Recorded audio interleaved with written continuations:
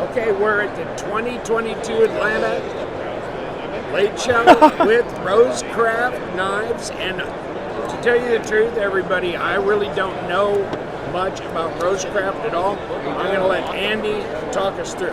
Hi, I'm Andy Armstrong. I am the general manager and lead designer for Rosecraft Blades. We are a company that is making its world debut here at Atlanta's Blade Show in 2022. We're located in Maryville, Tennessee. I came to the show with post-production samples for our first 12 knives in our lineup. That includes 8 modern knives and 4 traditional knives, a little bit unusual for what is out there right now.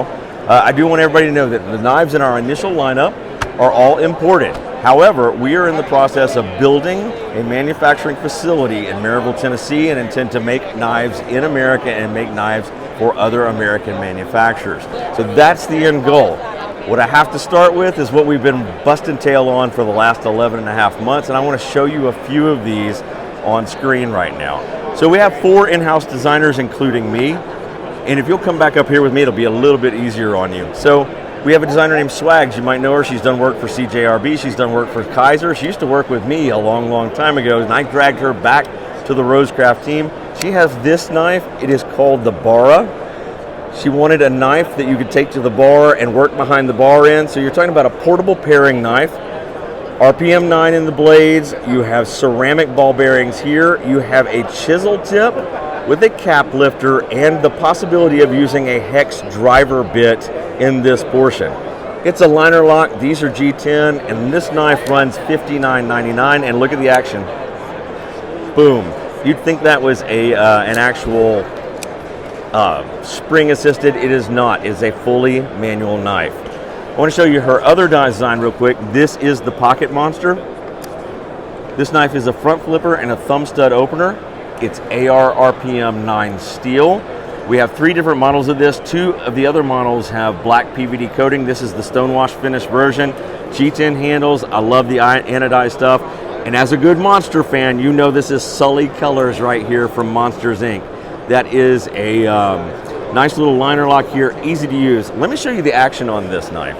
So you can use this knife with the thumb stud. It is totally easy to use, completely balanced. You can use the front flipper. I will tell you that our finished version will have jimping right along this edge, and it will make that part just a little bit easier to flip over. No matter what size hands you have, this thing gets easy to use.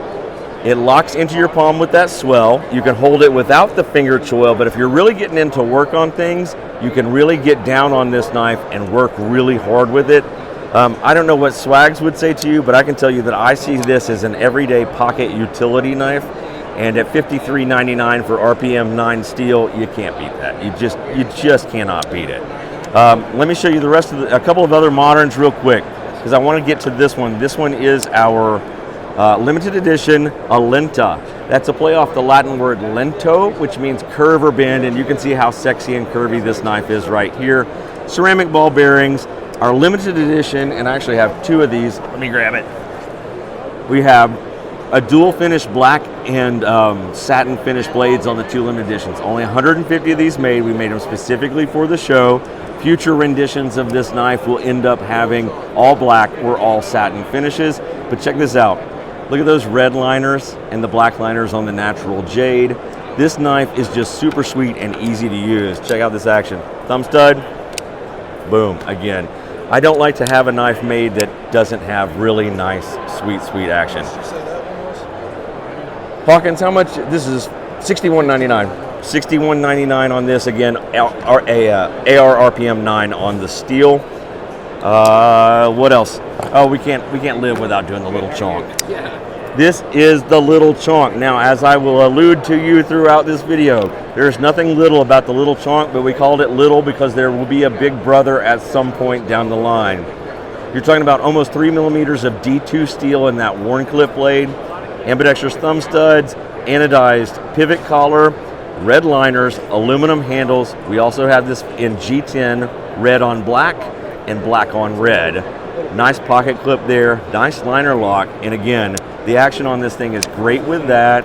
It is also great if I can get in there. Ah! Boo! That was terrible. Let me do it again. One day I'll get this thumb to work a little bit better than that. This knife is, let me check real quick,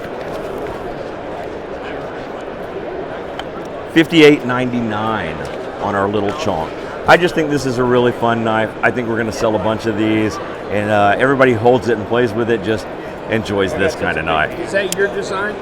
This is Hawk and Rose design right here. Oh. That is that, yeah. This is his design on the little chonk. Swags, Chase Snyder, Hawkins Rose, and then I'm mostly responsible for our traditionals, and I want to show you this one right here. This is the Clinch River Swayback. If you're familiar with traditional knives, you're going to see that this is a traditional swayback pattern. However, what I've tried to do is give you a 1-inch finger choil that is made up by 1/3 of the front bolster and 2/3 of the tang. This gives you a really nice strong grip on a fantastic traditional style knife. D2 in the blade, brushed satin finish. Brushed satin steel bolsters. You have liners that are steel as well, which is a little unusual. A lot of times you see brass. I wanted to do steel because I like it when it looks like one beautiful line around the whole knife. You have nickel silver pins, a nickel silver rosebud shield for Rosecraft, brass lanyard hole, and then of course these knives have half stops and a really nice walk-in top. This knife's going to come in at $46.99. I will say this to everybody out there if you want to know. I wanted very badly to have our stock, but apparently you can't make the world change in 11 months. So we came to the show with post-production samples. What we will have in stock probably by the end of July is the entirety of our stock. You can go to rosecraftblades.com, and any item that you're interested in, click the little red notify me button, put your email in, and as soon as I put that in the back end, you'll get email notification that it is in stock and ready to go. Any questions for me? Fantastic, sir. How you doing? No, not really. Okay. So you're going to make the chunk in a larger size maybe down the road. So this is the little chonk. There will likely be a chonk. The chunk. Yes. Little chunk. And as far as it's been on my drawing board right now, and I'll hint at it, it's going to be at least an inch longer. Okay, show me the white bone handle. Okay. Traditional. That's really a nice design. This is one of my original designs. This is the Little River Bend Skinner. It's actually a second iteration of a knife that I've done in the past. Actually a third iteration. Let me talk to where we started. So I started off looking at a trapper, and most people know what a standard trapper is. I thought, can I bow a handle up and put a wider, thicker clip and spay in? Yes, you can. Then I took that down to one blade with that bow and a regular clip, and when I looked at it, I went, holy crap, what I can do is turn that into a trailing point blade, and you get a skinning knife out of it. This is the second iteration of this knife, and what you'll notice is I keep improving it by doing things like, let's get you some more grip that is happening right here in this end. So instead of being more curved here, you get a little bit more of a point corner tip, and that lets you hold on to this knife really, really well. All the same materials, D2, brushed steel, steel liners, nickel silver pins and shield, lanyard tube, the whole bit, and this is genuine white smooth bone. Here's a cool thing about this, with this. People who scrimshaw, you'll like this knife. You can do that on it all day long. The other thing you can do is go to Walmart or your favorite drugstore and get RIT dye. You can turn white smooth bone any color you want to with some simple RIT dye from the grocery store. You just boil it all up, run it through, and you could have purple covers on your Little River Bend Skinner. So I think that knife comes in at $42.99 on that knife.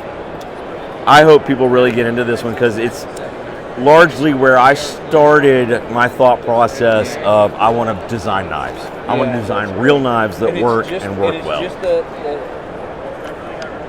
What else? Come see us, guys. Come online. Follow us on Facebook, follow us on Instagram, and you'll get tons more information all the time. Okay, thank you so much, Andy. Excellent. Fantastic.